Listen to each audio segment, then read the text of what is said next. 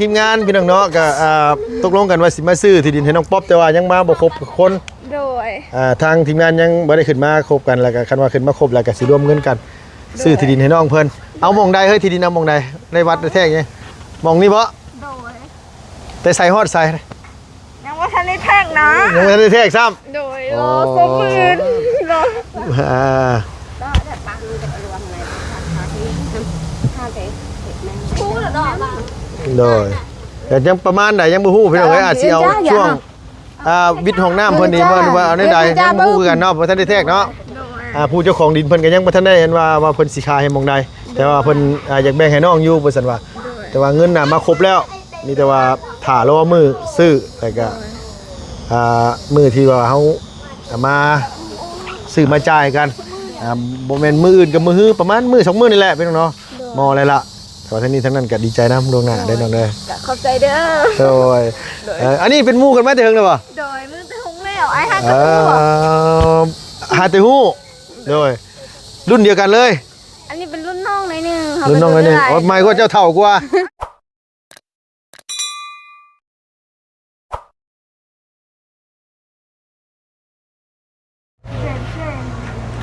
มันสดเอ้ยผู้สาวซองยาง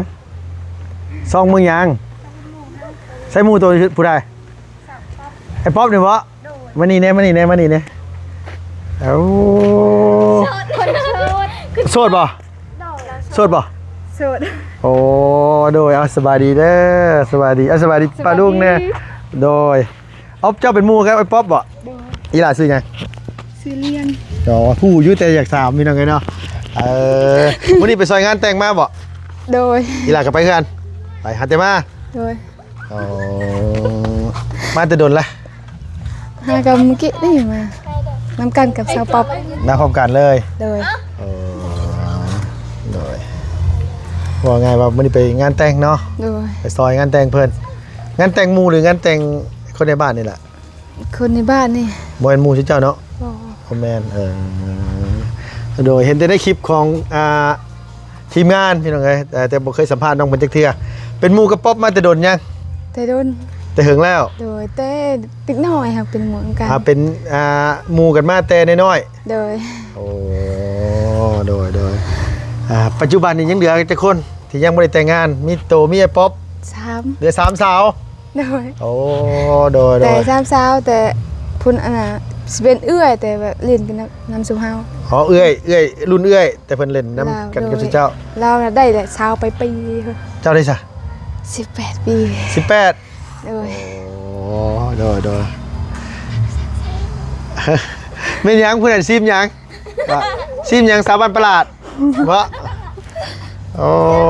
โดยว่าไงเป็นหมู่กันมาแต่โดนแล้วเนาะผู้ใดย่างมาเลยลำโพงเจาะเราเกี่ยวเห็นขามานี่ก่อนในกว่าเห็นว่าก็ได้อันยันแล้วปะโอ้โดยมานี่แป๊บเดียวขออันว่าเวลาเนี่ยน้อยนึงหน้าคือแดงเนี่ยมานี่ไปถึงยังมาฮะเขินนี่ยังข่าวดีสิมาไว้นี่เด้อข่าวดีสิมาไว้โอ้ยเอาสวัสดีโดยข่าวดีเรื่องดินโอ้เขาบอกว่าใกล้สิฮอดมือสันวันดีบ่ผมเป็นมือสันวันดีโอ้มือสันวันดีนี่คือแต่งงานเฮ้ยเข้าหออันนี้แกฮอดมือข้าวดีแกสิมาฮอดเนาะสันวันดีสำหรับเขาแล้วโอ้โดยพอดีว่าทั้งทีมงานพี่น้องเนาะก็ตกลงกันว่าสิมาซื้อที่ดินให้น้องป๊อปแต่ว่ายังมาบ่ครบคนโดย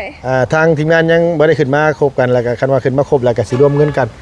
ซื้อที่ดินให้น้องเพิ่นเอาหม่องใดเฮ้ยที่ดินเอาหม่องใดในวัดในแท้งนี่หม่องนี้บ่โดยแต่ใส่ฮอดใส่ยังว่าทันได้แท่งนะยังไม่ได้แท้งซ้ำโดยรอสมมืน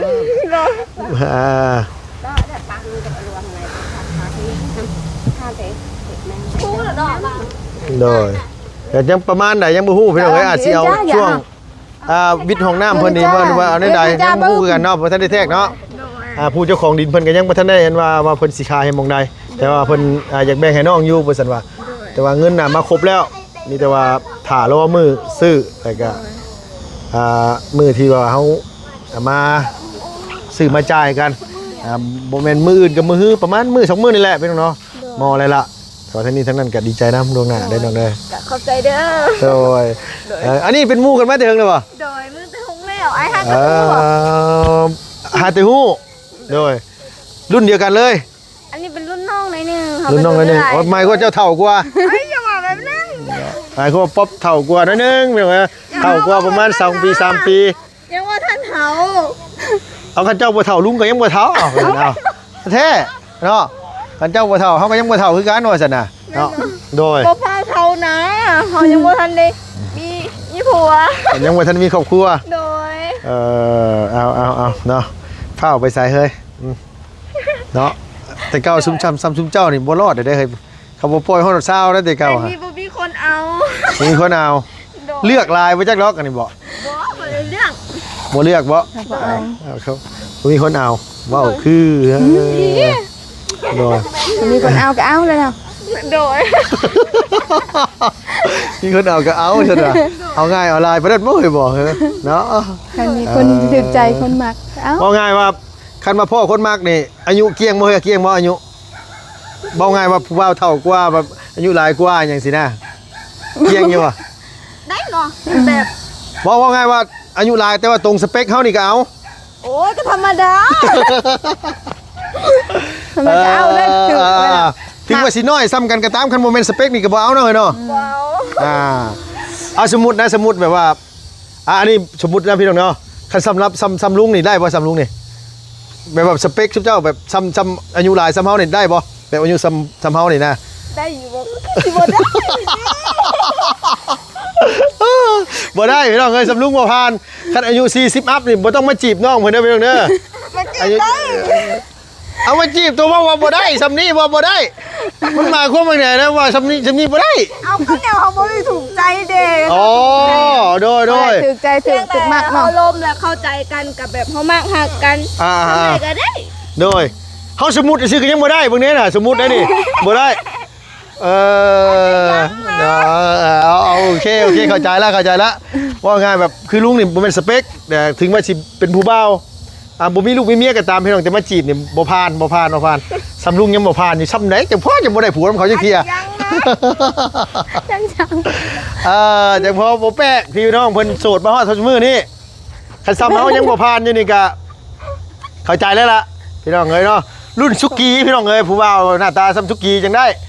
ว่าง่ายซะเนาะ ชุกี้ก็ชุกอยู่นั่นก็บ่มักอีก อย่าบอกนะว่าซ้ำสุกี้นี่ก็ยังบ่มักอยู่ บ่เขาบ่มักเขาอีก เขา เนาะ บอกมาก นี่ เฮาไอ้ตี้อ่ะสิเบิ่งเพิ่นไปแลนมา โดย เขาอีก โอ้ตะกี้เฮาก็แบบเดียวกับสุกี้ได้แล้วหน้าตาคือกันนะ แม่นบ่ แม่นแต่ซุมื้อมันเฒ่าแล้วก็อีกอย่างกับมันเลยวัยแล้วพี่น้องเอ้ยเนาะ นี่ หมดตัวสิตัวอีกอย่าง เอาพี่น้องเนาะนี่คือแบบว่าทางทีมงานเข้ามามื้อนี้ก็พอดีว่ามาฮอดจอดถึงเลยทั้งบ่าวบุญมันป้าอะไรกับทั้งบ่าวจันทร์ทั้งบ่าวบุญสารวัตรหลายคนที่ว่ารวมเงินกันแหละน่าจะพอเลยละแต่ว่ายังไม่ได้ขึ้นมาพร้อมกันขึ้นมาพร้อมกันในเมื่อใดที่นั่นก็นัดในบ้งในบ้านมาคุยเรื่องดินเรื่องดอนตอนหญ้าให้ทั้งน้องป๊อปปี้นะพี่น้องหรือว่าป๊อปคอร์นเท่านี้แหละจักสิเอิ้นป๊อปยังก็ป๊อปดอกพี่น้องเอ้ยเนาะว่าง่ายๆก็คือแบบว่าสิซื้อดินดอนตอนหญ้าให้น้องเพิ่นแต่ว่าสิหม่องใดหรือว่าทางไหนเขาก็ยังบ่ฮู้คือกันตัวนี้ก็ได้เนาะเดี๋ยวดีใจน้ำในลายโดย ขอบใจเด้อ โดย ไปก่อน มื้อนี้นี่ไปไสมามื้อนี้ ไปงานดอง งานดอง โดย มีผู้บ่าวลอยบ่ถึกใจบ่มีคนถึกใจบ่ บ่มีผู้บ่าวเลยเนาะมีแต่คนบ้านเดียวกันผู้บ่าวฟังเจ้าสาวหัน มีแต่ผู้สาวไป อ๋อนี่ชื่อเจ้านี่อันบ้านที่เจ้าพังเจ้าว่าวเป็นบ่นี่นะ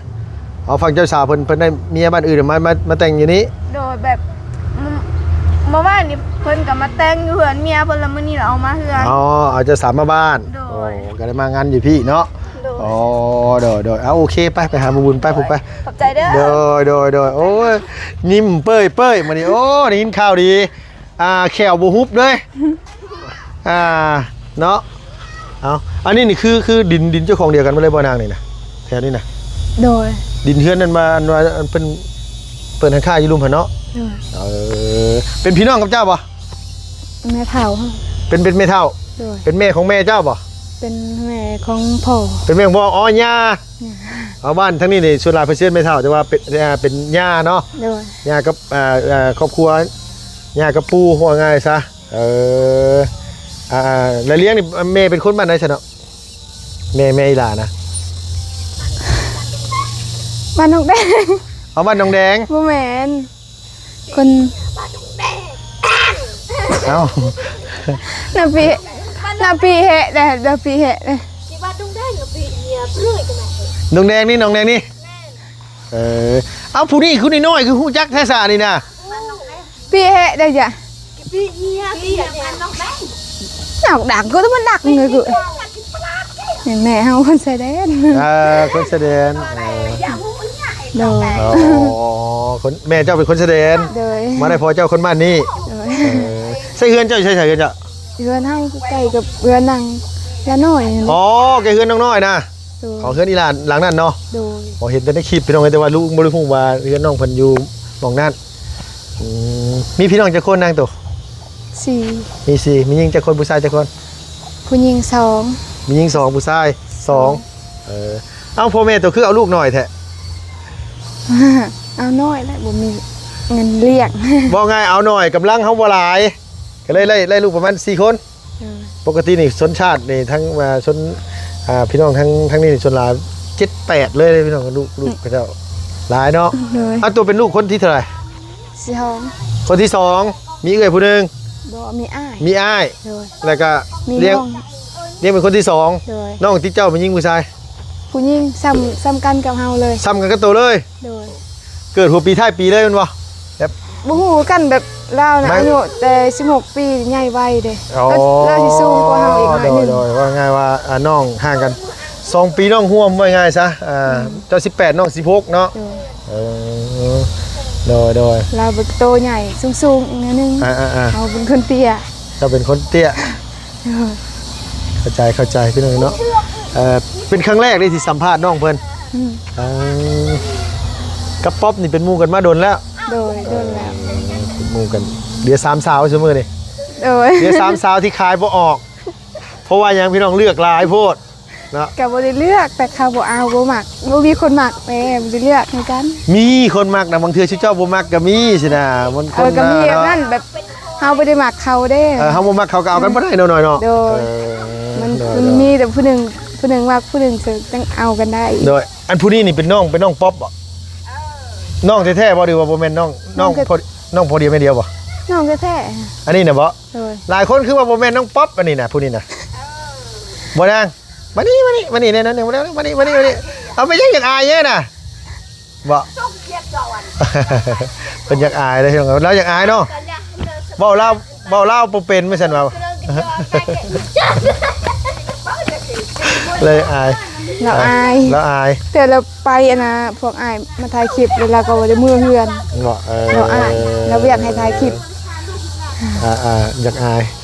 เนาะเว้าบ่ค่อยเก่งแล้วเว้าลาวเป็นบ่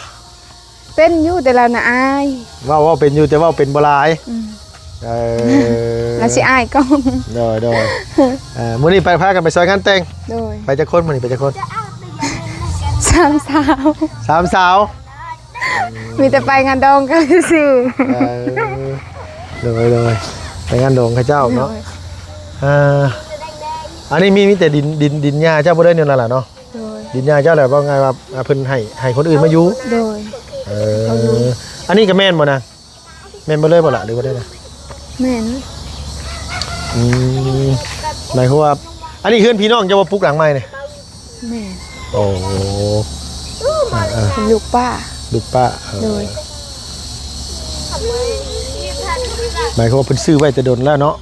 ดินลายพี่น้องเอ้ย เนี่ยพี่ชายดูไอ้เนี่ยรัก เฮือนน้องเพิ่นเฮือนเจ้าบ่อันหลังอันว่ากำลังตั้งหลังใหญ่ๆน่ะ โดย ไผตั้งให้คือหลังใหญ่แท้ ทวิตนะ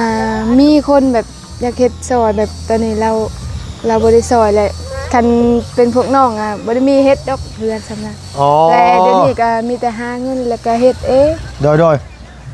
เริ่มต้นชีวิตแต่บ่เลยเนี่ยคือมีคนอยากเฮ็ด โดย มีคนเฮ็ดซอย โดย เฮ็ดซอยไผเฮ็ดซอยเจ้าหรือเฮ็ดซอยพ่อแม่เจ้าเฮ็ดซอยน้องซอยหยังเฮ็ด ซอยเบดกับครัวนั่นแหละเขา ซอยเบิดคร แบ อบบ ครัว บ่มีแบบเฮือนเด้แบบเรานะเฮาก็บ่ฮู้จักคือกันเรานะเฮาอยู่บ้านนั่นแหละแต่ว่ามีน้าสาวเห็นลาวเลยเราก็เห็นแต่บ่มีเฮือนแล้วก็บ่สิเฮ็ดเฮือนยกซอยแล้วก็แล้วซอยหน่อยหนึงตอนนี้เราก็เมื่อแล้วเมื่อแต่โดนแล้วซอย โดยว่าไงคือเมื่อก่อนนี่พอดีว่าบ่แม่นมาทางช่อง YouTube บ่แม่นมีหยังเนาะคือมาพ้อกันซื่อ โดย มาพ้อแล้วเพิ่นเห็นว่าซุเจ้าบ่มีเฮือนอยู่ โดย แล้วเพิ่นอยากซอย โดย เอาแล้วเพิ่นซอยไปได้ส่วนหนึงแล้วบัดนี้แหละเพิ่นยุติ โดย คือเพิ่นบ่เฮ็ดต่อแล้วเพิ่นบ่เฮ็ดให้แล้วจังซี่เนาะแล้วก็เลยปัจจุบันนี่คือต้องซอยกันเฮ็ด โดย เรื่อยๆได้ถามเหตุผลว่าเป็นหยังเพิ่นคือหยุดซอย เขาบ่ฮู้คือกันเป็นแล้วก็เมื่อเฮือนเลยเมื่อบ้านเรา เมื่อบ้าน เขตเรา เพิ่นเลย เราก็บ่ เอา ฮู้ เพิ่นคนประเทศนอกบ่ แม่ เพิ่นคนประเทศอื่น แม่นประเทศอื่นแล้วเราก็มาแสดงเด้มาเที่ยวแสดงพ อ๋อ อดีเจอกัน โดยเพิ่นมาเที่ยวชายแดนแหละเพิ่นมาแหละเพิ่นฮู้จักกับหน้าสาวเจ้าหรือว่าคนฮู้จักกับเจ้า โดย แต่เพิ่นมาเยี่ยมบ้าน โดย เพิ่นมาแล้วเพิ่นแบบเห็นว่าเจ้าบ่มีเฮือนมีซ่านเพิ่นก็เลยตั้งเสาเทคานหยังให้สิบ่อ๋อแล้วปัจจุบันนี้ขั้นตอนเฮือนไปฮอดไทยแล้วนะ มีแต่ก่อเครื่องงาน อ๋อ ก่อสุดแล้ว ก็อิฐบล็อกสุดแล้ว โดย แต่หลังคายังบ่มี โดย หลังคายังบ่ทันได้เฮ็ด โดย หลังคายังบ่ได้เติมบ่ได้หยังเนาะได้แต่สำนั้น โดย แต่ว่าเฮ็ดเงินหาเงินเก็บไปเรื่อยๆเฮ็ดไปเรื่อยๆแล้วพี่น้องอยู่เจ้า4คนมีไผแต่งงานยัง มีแต่อ้ายนั่นแหละอ้าย มีอ้ายเจ้าแต่งงานผู้เดียว โดย เหลือ3คน โดย ตอนนี้ยังเลี้ยงเลยกับน้อง โดย 2 คนยังบ่ได้สั่งครอบครัว ยัง โดยว่าไงก็คือทางอันว่าครอบครัวเจ้าหาสั่งครอบครัวผู้เดียว โดย ยัง3คนยังไม่ได้สั่งเนาะเดี๋ยวบัดที่นี่ถามถึงสเปคสมมติว่าแบบมีผู้บ่าวมากแบบว่าอันนี้สเปคแบบใดสเปค โอ้โห ฮะเอาสเปคที่เจ้าแบบว่าแบบว่าเห็นเลยแบบแบบว่าเห็นแล้วแบบนี้ประมาณนี้ได้นะสูงประมาณไหนเตี้ยต่ำล้ำขาวแบบใดอ้าว บูก็สเปคเถือกะมีคนแบบที่มักกะอักเลยบ่รู้หูถามเป็นสเปคสูงเตี้ยหยังกะ อ๋อบอกง่ายว่าสมมติว่ามีคน เราบ่ได้เลือก เอามันก็ต้องมีสเปคได้เว้ยเพิ่นบางเทื่อแบบว่าคนนี้เป็นเตี้ยกว่าเฮากับเฮาก็บ่มักนี่นะ ก็บอกว่าแบบนั้นเฮาบ่ได้ว่าแบบมีแบบ ยัง เธอแบบ เห็นปุ๊บเลยถึงสิเตี้ยกว่าเฮาซ้ำกันกับเฮาก็มักก็โอเคอ๋อ แม่ มาว่าง่ายถ้าสมมุติว่ารอมากก็ตามโมเมนต์เขาบ่มัก ถึ กับ งว่าหล่อถึงว่าขี้ร้ายถึงแบบเขามักเฮาก็มักเขาก็ได้โอเคเฮาบ่ได้ทำ ว่าง่ายบ่ได้ตั้งสเปคพี่น้องเอ้ยบ่ต้องมาคนสูงคนรอคนขาวว่าง่ายว่ามาคุยกันมาเว้ากันร่วมกันถามคนสเปคสูงหรือว่าขาวหรือว่าหล่อหยัง บ่เกียง บ่เกี่ยง ประมาณนี้พี่น้องเอ้ยเนาะเอาผู้บ่าวทั้งใดอยากจีบได้พี่น้องเอ้ยบ่มีสเปคก็หาคนต่อเติมเพื่อนให้ต่ออยู่นี่ แม่เนาะหาคนต่อเติมเพื่อนให้ต่ออยู่ยังบ่ทันได้แล้วเลยพี่น้องเอ้ยคือน้องเพิ่นก็แต่ลุงยังบ่ได้ไปเบิ่งจักเที่ยเห็นตั้งแต่ทำงานไปสัมภาษณ์อีหล่าเพิ่นแต่ว่าทางลุงบ่เคยเข้าไปเนาะปกติก็มาหาป๊อปบ่กี่เทื่อเองมาหาป๊อปก็ได้ส่วนหลายก็สิรับผิดชอบงานอยู่เฮือนสาวกงมีเฮือนบ่าวสุกีเพิ่นแหละพี่น้องเนาะมื้อนี้ก็ว่าสิไปสั่งปูนสั่งกันว่าเด็กสั่งลาไปให้ทั้งอ้ายสร้างเพิ่นเฮ็ดโคกหมูให้ก็มีอยู่เนาะแต่ว่าอันนี้มาม่ากินอยู่บ่เฮ้ยกินบ่มาม่า มาเนี่ย จักมาม่าอย่างแล้วมาม่าบ่ตัวกินมาม่าอยู่บ่กินมีอยู่บ่กินมีอยู่บ่กินอยู่เนาะ เฮาก็กินอยู่ โอเคมากินไปเอาที่รถป่ะ โอ้คืออยากอายว่ามันเป็นได้ไดคืออายบ่ฮะบ่ไปพ่อผู้บ่าวงานแต่งมาจักนอกนางอันนี้ บ่ได้มี ฮะ แต่เฮามื้อนี้จักเป็นหยัง จักเป็นหยังบ่เป็นตัวของตัวเองเลยหมอนี่โอ้เนาะขมังเด้อเฮ้ย ชีวิตน่ะอายยังไทยเฮานะบ่ได้อายปานนี้ แต่เก่าบ่ได้อายแบบนี้ เอาแล้วสงสัยมันต้องมีแหละคนเทียดให้อายนี่นะครับว่าไปงาน บ่ได้อายดอกแต่ยันหามาแต่ดองบ่อายไปกับสาวป๊อปเนาะ โอ้โดยเอาแล้วพี่น้องเอ้ยเนาะ อายุนี่บ่เกี่ยงแล้วนางเนาะ โดย อายุบ่เกี่ยงว่าจะถึกใจ เราจะถึกใจ ว่าจะถึกใจเขาดีก็เฮาดีก็เขาเลยโอเคเนาะ โดยนั่นแหละครับชอบนะ โดย เฮาเข้าหมักเฮาหมักเข้าแล้วก็แล้ว เขามาเขาเลยโอเคเนาะ โดย โดยเดี๋ยวยืนอยู่นี่แหละตากแดดที่นี่จะได้เละๆเนี่ย เละเป็นหมู่กันเนี่ย เฮาก็แห้งดำเลยดัก ฮะ เฮาเป็นคนดำเลย บ่ดำนะสับนั่นบ่ดำนะโอ้ยสับนั่นสีดำมีหยัง ด บ่ดำคันเจ้าดำไอ้แห้งดำเนี่ยไป ำบ่เฮาดำแล้ว คันตัวลำไอ้กระเละเลยแหล้วน้องเอ้ย อืม เฮ้ยพี่น้องเอ้ยเนาะหาแต่บ้านแต่บ้านหาแต่ฮอดเมื่อกี้นี่เลยอันหลังนั่นเรามาเฮือนเจ้าน่ะ โดย โอ้คนประเทศใดนางเพิ่นเฮ็ดให้ล่ะ เรานะ ฮะ เราอยู่เวียงบ่แม่เราอยู่เวียง คนประเทศจังนะ อยู่เวียงจันทน์ เพิ่นอยู่เวียงจันทน์ โดยขอบใจเด้อ โอ้ยเอาไปตุ๊บพี่น้องเอ้ยเขาเลยลวกปาก โอเคจะมาลวกปากกระเป๋ากันได้เนาะ สองมือกระเบิดเลย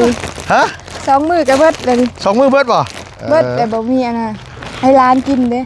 อ๋อหลานลูกอ้ายน่ะบ่ โดยสองคนฟ้าแฝด สองคนฝาแฝด โดย อ๋อเพื่อนเพิ่นใกล้ๆเพื่อนน้องน้อยไปพี่ไปโฮมไปยันตัวแหล่บ่แม่นจังเนาะ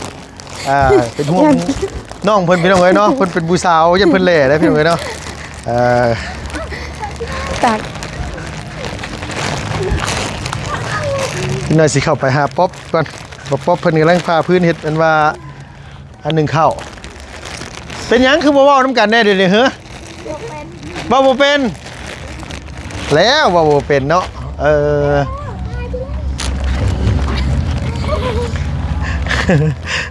เอามาเบิ่งเขายังอันนี้นะบ่